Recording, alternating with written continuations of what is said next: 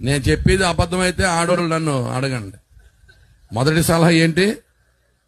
అర్థం చేసుకోవడానికి ట్రై చేయకు, ఆడవాళ్ళు అర్థం అవరు. రెండో సలహా ఏంటి?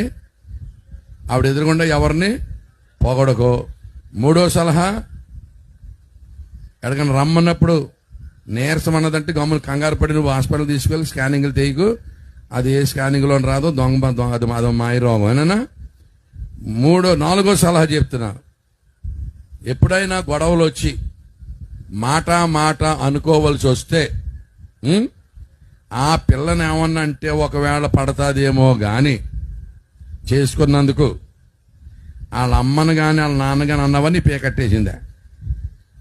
వాళ్ళ అమ్మని కన్నోళ్ళని కనుక ఏమన్నా అన్నవన్నీ కోపం మొలిగిపోయిందే. జాగ్రత్త, నేను బోళ్ళని తగులు తీర్చాను అలాగా. ఏనా అమ్మాయిని వాళ్ళ అమ్మని నాన్న ఏమనుకో. తర్వాత ఇంకో సలహా